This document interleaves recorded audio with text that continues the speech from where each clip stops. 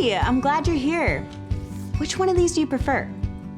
I'm thinking about painting this room. I just want to shake it up, you know? That's what this month's episode is all about, shaking up our home with renovations. Homeowners often choose to renovate their home because they love where they live, but their taste, needs, even lives have changed. Or they may be weighing up renovations to make their home look its best as they prepare to sell. It can be a small change, like paint, or a big one, like redoing the kitchen or the bathroom. There's a wide range of changes we can make that can have a big impact. Whether you're staying in your home or planning to sell, renovations have the potential to take a lot of time and money. So you want to make sure you choose the right ones for your goals. And that's what we'll talk about today. Welcome back to Ask Zillow Anything, presented by Betterment.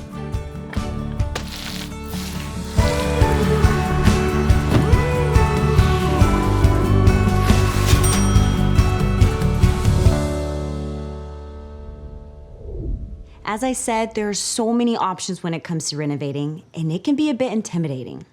That's why I'm incredibly excited for you to hear from our celebrity guest and home renovation expert, Genevieve Gorder, here to share her top tips and tricks. Hey, Julia, I'm so happy to be here. Thank you so much for joining us. Let's start with the decision to renovate. Why renovate versus relocate to a different home? So when you're evaluating whether to stay and renovate or relocate, you kind of have to do a deep dive about what your true intentions are, like really what is the issue. Obviously, you've outgrown where you're living, and that may be in style, that might be in size, or it just might be you need some change because you're sick of the way everything feels. It doesn't always mean changing your geography will fix that problem, because they could just follow you to the next house. So really think first what you need. Make that list, go through the pros and cons of living in the space that you're in because you already have it, and start making your wish list of what you want. A lot of those things are honestly solved with rearranging furniture, bringing in new colors, and possibly an addition, which sometimes costs a lot less than a new house. That's a good point. Let's start with some of the smaller stuff. In your opinion, what changes bring the biggest impact for the least expense? When we're talking about decor and how to approach this without feeling like you're going to break the bank or you have to throw out everything you have, think in steps. First, start rearranging what you have. Oftentimes, just the placement of a sofa or a chair and a new rug can change the feel of an entire room. It's amazing how clients of mine, people in general, think that once they set something down in home, it has to stay that way permanently. No, it doesn't. It should change as you change. So small changes first with the furniture arrangement. Then recovering and repurposing what you do have. If you love the bones of your sofa, get it reupholstered. You don't always have to bring in new and throw out stuff. It's not only smart to keep what you have if you can still work with it, but it's also much more of a sustainable way to approach home, as we take up a lot of room in this world, especially when we throw it out. Another way, color. Color makes every mood change like this, and it's probably the most affordable thing we have in the design toolbox. Paint your room, get rid of that old life and bring in the new, fresh, clean, different. You'd be amazed at the psychology behind just one simple shift of color. I think I can handle choosing my own paint, but what about the bigger investments, like new sinks or tile? What if I want to redo my kitchen? When it comes to plumbing, electrical, and all the stuff behind your walls, I would never try and do that myself. If you want to learn how to put up tile, that's one thing. All the decorative things, if you'd like to dig in and approach that yourself, there are so many resources for you to grab and go. And I say go for it if you feel confident. If you don't, these are expensive mistakes. So hire somebody. And it's not a big deal. And you didn't fail. It's just what it is. I don't put in my own tile. I hire somebody to do that. And that's okay. All right, let's keep going with this kitchen idea. Redoing a kitchen involves more than paint, so I definitely need some help. Who can help me figure out how to tackle this renovation? What if I know that I want to change, but I'm not sure what I want yet? When do I get someone to help? Do I have to figure it all out first? Oh my gosh, I'm already stressed. So after you have an idea of where you want to go with your kitchen, and look, even if you don't know that, that's okay. Because you can just say, I want change. I don't know what I want, but I need you to help me. You're either going to go to a design build team that could be in a store somewhere near where you live. It can be an architect, or it can be an interior designer. Now, one of these three professionals can help you go where you need to go. All right. You don't have to feel frustrated. So, the architect will have a team that they like to work with, the designer will have a team that they like to work with, and the contractor will also have an army of people that do what they need to get done for you.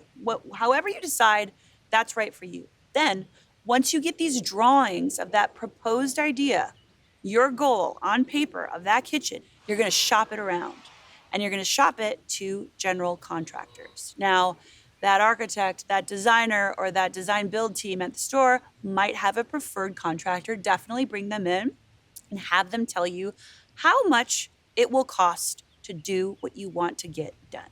Okay? And then you're going to bring over two more contractors, 1, 2, 3, and get 3 bids of how much it's going to cost. Now, you don't just go with the lowest number, and that's everyone's first knee-jerk assumption. Oh, they can do it for the cheapest. Sometimes people say they can do it for less to get the job and upcharge you later. If the chemistry is not right, be very wary. Do they ask you questions? Do they say, what do you think? What do you feel? What do you think about this? Do they listen to you when you speak? Those are 2 really important things. It's kind of like dating. You want to make sure that you get along with whoever is doing this huge amount of work for you and hugely expensive in most cases, that you get along with them. It's not everything, but it's an important piece of the pie to take into account. So the contractors will give me a price for the renovation, and I can evaluate who to work with based on their bids and our chemistry, as you said. But I also need to compare this with what I'm willing to spend or can afford. Are there any hidden costs or things that can take you by surprise that aren't accounted for in the contractor's bid? I have pulled the plug in the middle of a lot of design projects and said, okay, our goal was once here, but I need to move it here. And that's because, we've gone way over budget, or time. We've just spent too much time, and that's costing me money as well. So it's important to go into any design project with some flexibility. Know that you cannot control this entire process. Design unfolds as she would like to, and she's very dramatic. Things will not show up on time, things will come broken, and you will always expect to be at least 30% over the budget that you intended to have. With that in mind, then you're not going to be disappointed. Because we feel like it's futile when we're halfway through, we're already over budget, and it should have been done 2 months ago, right? This is why there's a whole television industry built on this particular process, because it's very dramatic. So go in knowing it's not a straight road. It's going to take a lot of turns, and you're going to have to make a lot of decisions, just like that. Thanks for a heads up on that one. I definitely enjoyed watching the drama unfold with design projects on TV. But I don't want that to be my story. Okay, I figured out what I want to do with my kitchen. I've got the bids, I've chosen the contractor, and I'm ready to start this project. But I have nowhere to live in the meantime. How do I navigate having a torn up kitchen? In general, what are the pro tips for living in a space under construction? If you need to live in your space while you're renovating, I've been there, I've done that. It's better when you don't have to do that, obviously, just as far as the dust and the mess and the stress. If you need to do that, I think some great survival tactics are: turn your bedroom into an apartment of sorts. Make sure you have everything that you need in that one room. Little hot plate storage for food, just so you don't feel put out every day. The amount of stress during reno is catastrophic. It can ruin families and it can wreck your health. So be really mindful when you're going into especially the dirty jobs that you take care of yourself first. So consider that bathroom or that bedroom with the bathroom like your control petri dish. This is where you live, have all your stuff, and it's clean. Having some kind of zip wall, which means a big plastic tarp of sorts with an entry point that zips open and closed, is also super important and can help keep that dust out of your lungs and out of your bedroom. Beyond that, give yourself, a little space, especially if you're in a couple. It can get really stressful with each other too. So be mindful of this. Know that you might need a couple extra therapy sessions as you're going through that kitchen reno, and that everyone who does this goes through the same thing. You're not alone. This is just what happens. If you can plan to take a vacation while it's happening, I highly encourage you to do that. All right, well, renovating seems so exciting, but it also kind of freaks me out. What would you say is the most important thing to remember? Most important thing to remember when you're going into the renovation process is it takes an army. You're not failing if you don't know what you want or what to do. Chances are you're probably going to go over budget, and that doesn't mean that you've done anything wrong. Things are going to arrive halfway, not at all, broken sometimes, and that's okay. Just know that that's a possibility. But go in knowing that this is really exciting. You're going to work with an incredible team because you're really going to think about that relationship before you hire, and you're going to make your house the place that you really want to live in. And isn't that the most important space in the world? The only space that we control is our home. So do it right. Let's switch gears here. Often, sellers are told that making certain renovations or home improvements can either increase the value of their home or help their property look more attractive to a potential buyer. Or both. I'd love to get your take on this. What renovations would you look at first to increase home appeal? So if you're in the space where you're thinking about selling your house, the places where you should park the most money as far as small renovations to do before you sell it to increase its value, it's not going to be no surprise, guys. The kitchen and the bathrooms. These are things that people looking at your house definitely would love not to have to do. If it's already done for them, they are seduced. Oftentimes, buyers will pass on a house if they know they have to do a full gut to a kitchen. It's just too much. But thank you, because it keeps me working. Okay, so what if a seller determines that she can't or doesn't want to spend on interior renovations before selling? Are there lighter lifts that can help with curb appeal? That walk from the curb into your house, consider it like the appetizer to a great meal. If you're serving blah, but you have wow inside, I'm not even really interested in the wow if I'm getting blah first, right? You got to make sure they step out of the car and it's wow right away. It doesn't mean you have to have the biggest, best landscaping on the block and the biggest tree, but it could be as simple as painting your door and making it a brilliant color that stands out from the rest of the houses in the neighborhood. Not in a bad way, in a great way. It might mean creating side lights on the side of the door to make it more of an entrance. Think about the surrounding flora and fauna, if they're supporting the house or if they're taking away from the house. If they're hurting the house, it's time to replant. Investing in plants doesn't always have to be a huge monetary investment either. There are ways to do this very affordably. All right, let's go back to your first points about the impact of changing the layout of your room. Is there comparable advice for sellers to make the space more appealing to buyers? So here are my top tips of things that you can actually do to help resell your home. How you stage your home is crucial in playing to the psychology of a potential buyer.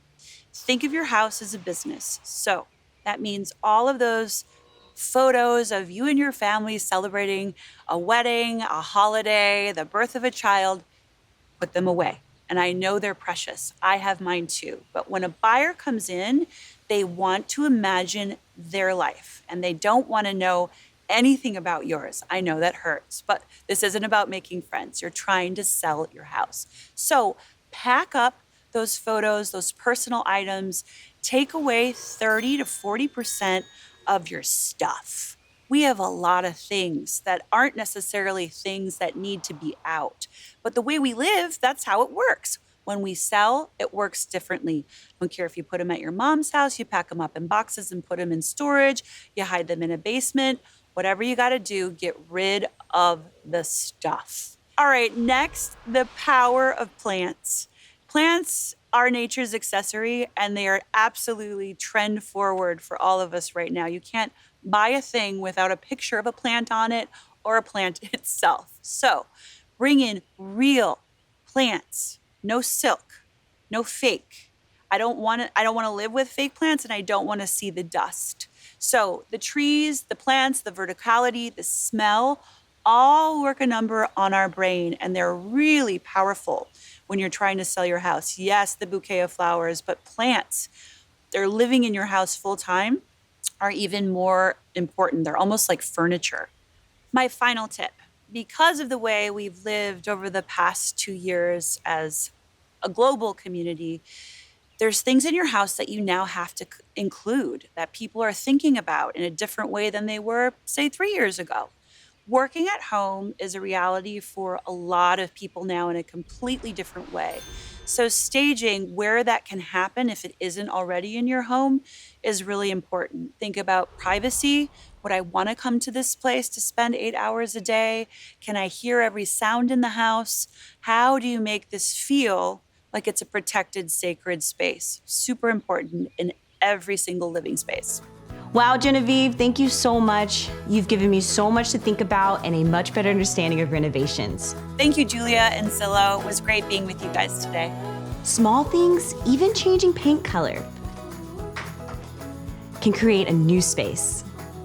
Genevieve shared some awesome advice. For more tips on DIY projects and reimagining your space, you can always check out our blog, Zillow Porchlight, where we have a whole category on home improvement curated by our home-obsessed editors. Just go to zillow.com/blog. You can also follow us on social media for more home improvement ideas. Whether you stay or go, it's important to love the space you're in. After all, it's home. Thanks for joining us for another Ask Zillow Anything. See ya.